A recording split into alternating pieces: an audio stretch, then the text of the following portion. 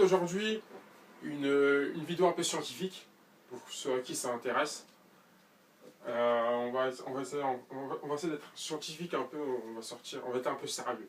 On va parler de la dette d'oxygène. Et c'est très important dans le foot. C'est très important dans le foot pour deux raisons. La première raison, c'est pour signaler l'importance de l'échauffement dans le football. Et la deuxième raison, c'est un petit cas pratique pour optimiser sa récupération. Donc je vais vous expliquer la dette d'oxygène. C'est très simple. La dette d'oxygène, c'est le décalage entre l'oxygène que l'on consomme dans le présent et l'oxygène que le corps peut fournir immédiatement. Sachez que dans le corps ne peut pas fournir de l'oxygène en illimité et sur demande, comme ça. Malheureusement,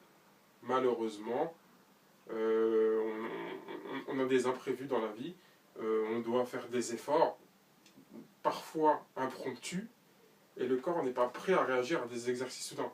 Par exemple, demain, je sais pas, vous faites courser par je ne sais qui, vous allez courir d'un coup, votre organisme ne va pas dire hey, j'ai pas l'oxygène que tu me demandes là tout de suite, hein. Donc tu cours pas. Non. L'organisme va raisonner autrement. L'organisme va trouver des moyens pour pouvoir te fournir l'énergie que tu as besoin tout de suite. Mais elle te dit, ok, je vais débloquer des fonds, entre guillemets, je vais débloquer de l'énergie nécessaire, je vais me débrouiller pour, je vais te l'apporter pour que tu puisses fournir ton activité ici. Mais par contre, tout l'oxygène que tu auras consommé en surplus de ce que je te donne, eh ben mon petit coco, tu vas me le rendre. C'est un peu comme une banque. Par exemple, demain, vous arrivez à une galère, il vous faut impérativement 10 000 euros. Vous allez voir la banque te dit, ok, je vois bien que tu n'as pas 10 000 euros là tout de suite. Bah écoute, je vais te les donner les 10 000 euros et tu me rembourseras après. Bah le corps c'est pareil. Le corps vous dit, je sais que dans les muscles, tu n'as pas automatiquement, et dans les poumons, je sais que tu n'as pas automatiquement l'oxygène nécessaire pour produire ton effort maintenant. Par exemple, je rentre à la 60e minute. Ok, je vais débloquer de l'oxygène pour toi, mais tu me le rendras plus tard. Et ici, je vais vous l'expliquer, pour ceux qui n'ont pas encore compris. Ici, on a la demande. La demande. Par exemple, vous rentrez en cours de match. D'un coup, vous allez passer de corps au repos à corps qui va faire des courses un peu partout, qui va jouer au football. Donc la demande, elle va être très forte d'un coup. On est d'accord? Elle va être très forte d'un coup. Elle sera là, la demande. On est d'accord, sur le temps. Par exemple, vous allez jouer pendant 30 minutes. Ici, c'est 30. On va dire, ici, c'est 30 minutes. Mais vous, votre corps, on est d'accord qu'il ne va pas pouvoir directement te fournir l'énergie d'un match de football. Il va monter progressivement. Il va te donner ce que tu as besoin pendant un certain moment en consommation d'oxygène.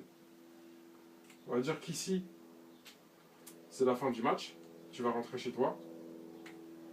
Et hop, ta consommation d'oxygène va redescendre.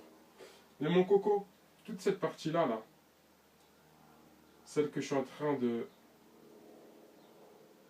colorier, on va dire, toute cette partie-là, c'est une zone de latence où il y a un décalage entre la demande d'oxygène et l'oxygène qui était disponible tout de suite. Donc ici, on a débloqué des fonds, et là, c'est le moment de les rembourser lors du repos. C'est pour ça que ta consommation d'oxygène, elle ne va pas redescendre à zéro même si tu dors. Parce que même si tu dors, il va falloir rembourser la dette d'oxygène qui était présente ici, lors du décalage, qui a aidé à combler ce décalage entre le temps et entre la demande d'oxygène immédiate. Donc du coup, le repos va être comme ça. Tranquillement, pour rembourser la dette d'oxygène. C'est pour ça qu'après un effort intense, après des exercices intenses, le lendemain, le surlendemain, votre rythme cardiaque sera toujours un peu plus élevé parce qu'il faut rembourser cette dette d'oxygène, même si vous êtes au repos, il va falloir quand même rembourser cette dette que vous avez engendrée par rapport à l'organisme. Donc, c'est ce qu'on appelle aussi ici le premier souffle. Quand le premier souffle est passé. Vous faites une activité, d'un coup, vous rentrez en jeu, et il y a ce décalage dont je vous parle depuis tout à l'heure entre l'oxygène qui est disponible maintenant et la demande énorme que l'organisme a besoin. C'est ce qu'on appelle le premier souffle. Ces 10 minutes de latence où le corps ne va pas comprendre ce qui se passe.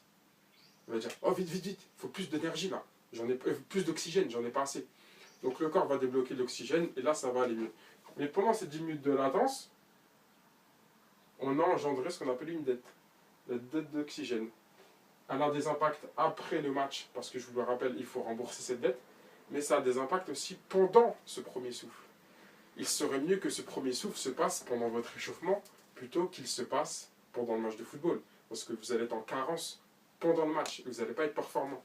D'où l'importance aussi, avant, pendant l'échauffement, je vais en bleu marquer ce que je souhaite pour vous. Il serait mieux que la dette d'oxygène soit contractée de manière plus graduelle.